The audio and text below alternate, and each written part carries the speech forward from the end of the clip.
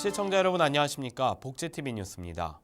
교육부가 오는 2022년까지 특수학교를 22곳 이상으로 늘리고 장애 학생들을 위한 교육 여건도 개선한다는 계획을 내놨습니다. 이현주 기자입니다. 지난 9월 지역 주민들의 반대로 특수학교 설립이 난항에 부딪히자 장애인 자녀를 둔 학부모들이 주민들 앞에서 무릎을 꿇으며 논란이 됐습니다. 현재 전국의 특수학교 1시간 넘는 장거리 통학을 하는 장애 학생은 전체 특수교육 대상자의 9%에 달합니다. 교육부가 이처럼 열악한 교육 여건에 놓여 있는 특수교육 대상자들을 위해 대책을 내놨습니다. 앞으로 특수교육 대상자가 필요한 교육을 받기 위해 멀리까지 통학하는 일이 없도록 2022년까지 특수학교를 최소 22교 이상 신설하고 일반 학교의 특수학급 1250개를 확충하겠습니다. 현재 67%인 특수교사 배치율도 연차적으로 확대해 2020년까지 90% 이상으로 높인다는 계획입니다. 또 장애 학생과 비장애 학생을 구분하지 않고 같은 비율의 학급수를 구성해 운영하는 통합유치원도 확대할 예정입니다. 현재 인천 한 곳밖에 없는데 앞으로 17개 시도에 1개 이상씩 설립합니다. 특수교육 대상자의 71%가 일반 학교에 배치돼 있는 만큼 일반 학교의 통합학급 운영도 지원합니다. 통합교육 지원교사를 배치하는 한편 일반 교사의 특수교육 관련 연수를 강화하고 장애 유형별 거점 지원센터도 운영합니다. 아울러 교육부는 유치원생부터 고등학생까지 매년 2차례 이상 장애 이해 교육을 의무적으로 실시하기로 했습니다. 복지TV 뉴스 이현주입니다. 지난 1월 국회 보건복지위원회에서 양승조 위원장에 의해 대표 발의된 장애인 권리보장법. 이 장애계가 장애인 권리보장법 제정을 위한 연대를 구성했습니다. 황현희 기자입니다. 장애인 당사자 중심의 복지 서비스 지원을 기본 내용으로 하는 장애인 권리보장 및 복지 지원에 관한 법률 제정에 장애계 단체가 힘을 모았습니다. 한국장애인단체 총연맹과 전국장애인차별철폐연대는 장애인 권리보장법 제정을 위한 연대를 구성하고 지난 12월 1일 공식 출범식을 가졌습니다. 연대가 말하는 장애인 권리보장법은 장애인이 인간으로서 존엄성과 자기 결정권의 존중을 바탕으로 장애의 특성과 욕구에 적합한 복지 지원을 제공받을 수 있도록 국가와 지자체 등의 책임을 정해 장애인의 완전한 사회 참여와 자립적인 삶의 영위를 목적으로 합니다.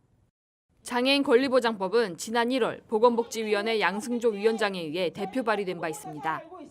문재인 대통령 또한 문재인 정부 핵심 공약과 100대 국정과제로 장애인 권리보장법 제정을 포함시켰습니다. 하지만 장애인 권리보장법은 여전히 국회 보건복지위원회에 계류 중으로 법 제정과 실효성 있는 집행을 위한 여건 조성 등 꾸준한 활동이 필요한 상황입니다. 이제는 시위와 동정의 시대가 아닌 당당한 권리를 요구하는 한국 사회의 새로운 시대를 만들어야 될 것 같습니다. 시설에서 지역사회로, 서비스의 당당한 권리로, 그리고 가족이 아닌 당사자의 개인의 기초로 한 소득의 보장 기준으로 이제 함께 투쟁의 낯을 올려야 될 것 같습니다. 열심히 싸우다 보면 반드시 그 문은 열릴 것 같습니다. 장애인들의 기본적인 권리의 삶에 큰 이정표가 될 수 있도록 장애인 권리보장법 반드시 동지들의 힘으로 우리의 투쟁으로 끝까지 만들어내서 좋겠습니다. 연대는 출범식을 시작으로 법 제정 촉구 활동과 향후 추진 방향을 모색할 예정입니다. 복지TV 뉴스 황현입니다. 국가인권위원회가 교통 이동약자를 위한 이동 편의시설에 대한 설치율은 높지만 장애 유형에 맞춘 편의시설은 부족하다는 조사 결과를 내놨습니다. 하세인 기자입니다. 지하철과 철도역 산의 편의시설이 다양한 장애 유형을 고려하지 않아 장애인 당사자가 불편을 겪는 것으로 나타났습니다. 지난 29일 국가인권위원회는 지난 5월부터 7월까지 전국 6개 권역 지하철과 철도 역사 153곳에 장애인 접근성에 대한 실태조사를 발표했습니다. 인권위 조사 결과에 따르면 청각장애인이 승강기 또는 화장실 등 밀폐된 공간에서 비상 상황 발생 시 도움을 요청할 수 있는 연락처가 제공되는 곳은 지하철 승강기가 15.5%, 화장실은 3.4%로 나타났습니다. 철도의 경우 승강기는 26.7%, 화장실은 4.6%로 조사됐습니다. 이는 청각장애인이 비상 상황 시 도움을 요청할 수 있는 곳이 부족해 의사소통에 어려움이 있다는 것입니다. 또한 시각장애인을 위한 경보시설인 청각경보 시스템과 청각장애인을 위한 시각경보 시스템의 설치 비율은 80% 이상으로 높은 수준이었지만 규모가 크고 복잡한 역사 구조에 경보시설이 일정하게 설치되지 않아 사각지대가 발생할 수도 있다는 지적도 나왔습니다. 아울러 휠체어 이용자를 위해 역사 내 승강기, 승강장 등 안내 표지가 없는 곳은 40%로 나타나 당사자의 이동에 어려움이 있는 것으로 드러났습니다. 저희가 올해는 그 장애인 이동권 증진을 위해서 지하철 철도 역사에 대한 접근성 모니터링을 실시했고요. 어떤 시청각 장애인을 위한 어떤 편의시설과 의사소통 수단이 여전히 많이 부족한 것으로 나타나는데요. 앞으로 이 점이 많이 개선돼야 된다고 생각합니다. 누구나 편리하게 이용해야 하는 교통시설. 다양한 장애 유형에 맞게 운영 주체가 자체적으로 점검하고 노력해야 할 때입니다. 복지TV 뉴스 하세인입니다. 다음 소식입니다. 한국뇌성마비복지회가 뇌변변 장애인들을 위해 매년 개최하는 국내 유일의 이 대표적 신앙송회가 올해도 어김없이 열렸습니다. 이현주 기자입니다. 기탄부는 끊고 단눈이 손을 꼭 잡고 여인은 가고 싶습니다. 그러나 낫지 않고 나는 그 사람 모습으로 곱게 물든 낙엽이 가을을 수놓았던 시간이 지나고 초겨울 내음이 한가득한 12월. 한국뇌성마비복지회가 제16회 뇌병변 장애 시인 시낭송회를 열었습니다. 8명의 뇌병변 장애 시인들이 삶에서 느끼는 감정을 시로 호흡하며 표현했던 신앙송회. 뇌병변 장애 시인들은 이번 신앙송회를 통해 삶의 기쁨과 희망을 느꼈다고 말합니다. 첫 번째가 많이 달렸는데 두 번째는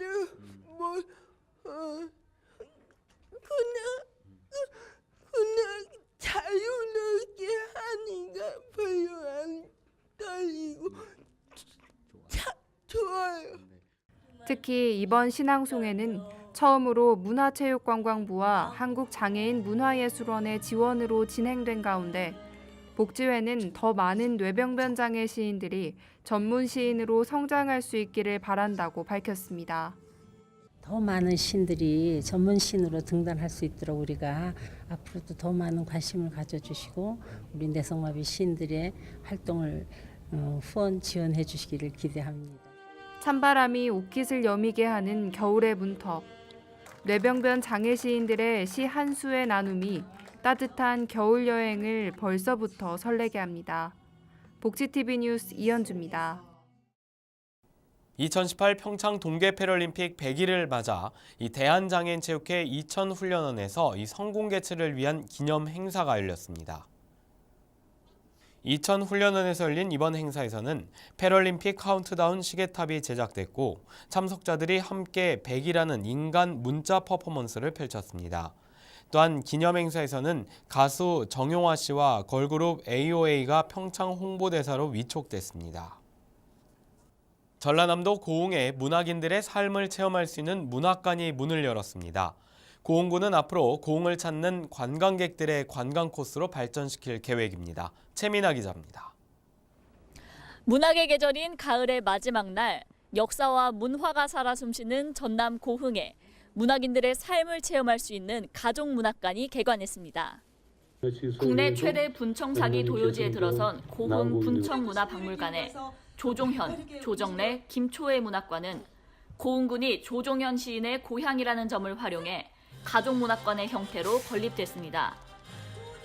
이와 함께 조정래 작가는 작품 속 배경지인 전남 보성의 태백산맥 문학관, 전북 김제에 위치한 아리랑 문학관에 이어 세 번째 문학관을 열게 된 것입니다. 특히 이번 문학관은 국내 최초 생존 작가의 가족문학관이라는 점에서 이목을 끌었으며 행사장에는 조정래 작가와 김초엘 시인을 비롯해 박병종 고흥 군수, 남한산성의 저자 김훈 작가도 방문해 개관을 기념했습니다.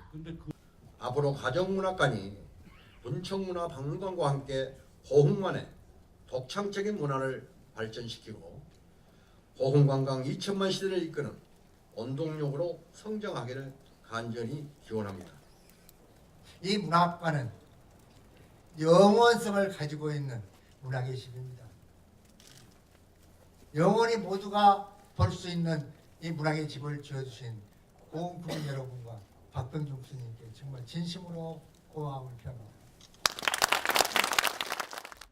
조정래 작가와 김초엘 시인은 우리 문학의 한 획을 그은 대표적 부부 작가로 세 작가의 문학 세계를 탐구할 수 있는 다양한 작품은 이곳에서 감상할 수 있습니다. 단순한 전시 공간에서 벗어나 독자들과의 교감을 위해 건립된 이번 가족문학관이 나아가 시민들의 문화적 상상력을 기르는 참여형 공간으로 거듭나길 기대합니다. 복지TV 뉴스 최민아입니다. 전남 여수시의 자원봉사자들과 지역 은행원들이 지역 사회 소외계층을 위한 김장 담그기 봉사를 가졌습니다. 유수영 기자입니다. 추운 겨울날 소외된 이웃들에게 따뜻한 선물을 건네고자 국민은행과 함께하는 2017 김장대축제 사랑담아 나눔 행사가 여수 미랄사랑 노인요양원에서 열렸습니다. 전남 미랄복지재단이 주관하고 국민은행과 여수 지역 봉사단의 후원으로 이루어진 이번 행사에는 약 80여 명의 자원봉사자들이 참석했습니다. 동절기를 맞아 홀로 생활하시는 어르신들과 저소득 가정 등 취약계층을 위해 김치소와 절임 배추를 정성스레 버무렸습니다. 날씨는 춥지만 이웃에게 전달할 김치를 담글 수 있어 행복하다며 봉사자들의 얼굴엔 미소가 끊이질 않습니다. KB국민은행은 미랄복지재단과 합동으로 불우 이웃을 돕기 위해서 이 행사에 동참하게 되었습니다. 저희 국민은행이 존속하는 그날까지 이런 사회봉사활동을 지속적으로 전개해 나가도록 하겠습니다. 이날 담근 약 670포기의 김치는 박스별로 포장해 전남 미랄복지재단 산하시설 및 지역사회 소외계층에게 전달됐으며 이를 통해 기업과 시민이 함께 지역사회의 공유 가치를 창출하는 모습을 보였습니다. 기업과 봉사단체의 결합으로 이루어진 이번 행사를 통해 기업의 사회공헌의 공감대를 형성하고 나아가 더 많은 복지활동을 지속적으로 실천해 가길 기대합니다. 복지TV 전남방송 유수연입니다. 베타니아 복지재단이 운영하는 전남 여수의 장애아동 어린이집이 설립 20주년을 맞아 송년 기념행사를 열었습니다. 최민아 기자입니다. 전라남도 최초 장애아동 전담 어린이집 베타니아 복지재단이 설립 20주년을 맞아 새로운 도약을 다짐하며 이곳 진남문예예술회관에서 송년 감사문화제를 열었습니다. 여수 진남문예회관에서 열린 이번 행사는 베타니아가 20년이 되기까지 함께해 주신 분들에게 감사를 전하고 생태와 생명, 나눔과 섬김, 다름과 같음에 함께 살아가는 공동체 정신을 나누기 위해 마련됐습니다. 베타니아 복지재단은 특수 어린이집, 주간 보호시설 작은 나루, 아동 발달지원센터, 한국숲학교연구소, 사회적 기업 에코 베타니아를 운영하는 생태통합 보육기관입니다. 저희들을 그동안 도와주셨고 지원해 주셨고 후원하셨던 분들을 모시고 오늘 이렇게 송년문화 감사 콘서트를 진행 중에 있습니다. 나눔과 섬김의 의미를 같이 나누었으면 좋겠다는 생각이 듭니다. 드림 콘서트 감사 공연에는 베타니아 특수 어린이집 아동들의 난타와 사물놀이, 발달장애 청소년들의 라인 댄스 공연 등을 통해 행사장은 따뜻한 기운으로 넘쳐났습니다. 더불어 베타니아 20년의 발자취를 소개하고 부설기관들의 작품을 전시하는 공간도 마련돼 지역사회와 함께해온 베타니아의 역사를 되돌아볼 수 있었습니다. 베타니아 공동체의 이념과 가치를 확산시켰던 이번 행사는 나눔과 섬김으로 지난날을 돌아보고 나아가 지역사회 복지를 느낄 수 있었던 귀중한 시간이었습니다. 복지TV 뉴스 최민아입니다. 광양에서 전남 여성들이 한마음으로 모여 더 나은 내일을 다짐하는 제20회 전라남도 여성대회를 개최했습니다. 전남 지역 22개 시군의 여성단체 등 약 1000여 명이 참석한 가운데 진행된 대회에서는 전남의 여성 권익 증진을 위해 쓴 수상자를 위한 격려가 있었습니다. 이영선 전남 여성단체 협의회장은 여성의 권리 보장과 문화 향유 기회를 확대하기 위한 노력을 계속해 나가겠다고 밝혔습니다. 대구시가 찾아가는 읍면동 복지센터 사업의 일환으로 민간 사회복지관과 읍면동 지역사회보장협의체와 함께하는 2017 복지허브와 동의보감 축제를 열었습니다. 황현희 기자입니다. 대구시는 찾아가는 읍면동 복지센터 사업의 일환으로 민간 사회복지관과 읍면동 지역사회보장협의체와 함께하는 2017 복지허브와 동의보감 축제를 지난달 30일 오후 2시 시민체육관에서 열었습니다. 이번 행사는 대구형 복지여부화 사업인 동의보감 축제를 통해 복지 업무 공무원의 전문성 향상과 의료 분야와의 협업 체계를 구축하는 데 뜻을 모았습니다. 이번 복지허브화 축제가 실질적인 민간 협력을 더욱 강화하고 시민에게 좋은 복지 정책들을 효과적으로 전달하는 체계를 만드는데 밑거름이 되리라 기대합니다. 사회복지 공무원과 사회복지관 임직원, 지역사회보장협의체 위원 등 1000여 명이 참여한 가운데 참여자들과 함께하는 도전 복지 골든벨을 통해 복지 분야에 관한 지식을 공유했으며 복지사업 홍보부스를 운영해 지역복지 분야에 대한 학습의 장으로 활용하는 등 실질적인 민간협력이 더욱 강화할 계획이라고 밝혔습니다. 복지TV 뉴스 황현입니다.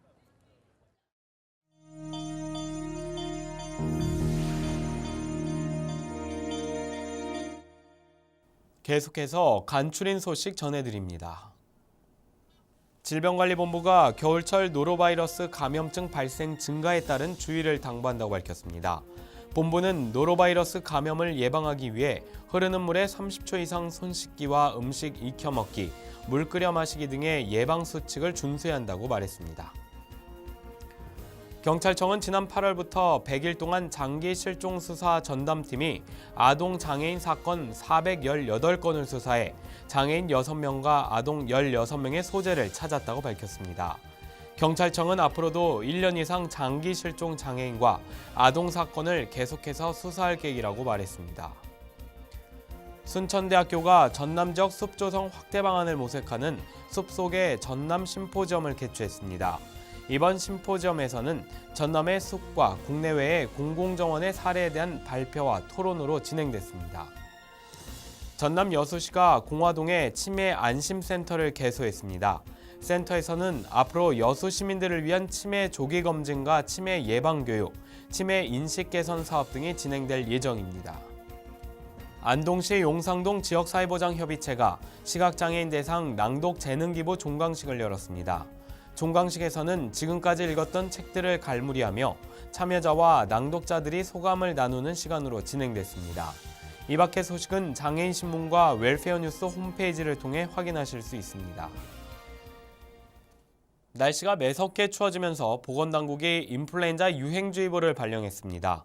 보건당국은 임신부나 만성질환자 등의 고위험군은 인플루엔자 예방접종을 지금이라도 꼭 해야 한다고 밝힌 가운데 예방을 위한 올바른 손 씻기와 기침 예절 등의 개인 위생수칙 준수를 당부했습니다. 복지TV 뉴스를 마칩니다. 시청해주신 여러분 고맙습니다. 우리 주변에서 일어나는 불공정한 사례부터 억울한 사연, 따뜻한 미담까지 장애인신문과 웰페어뉴스 홈페이지를 통해 보다 다양한 소식을 접할 수 있습니다. 시청자 여러분의 제보를 기다립니다. 웰페어뉴스 홈페이지 또는 전자우편, 전화번호 02-2655-9519로 많은 제보 바랍니다.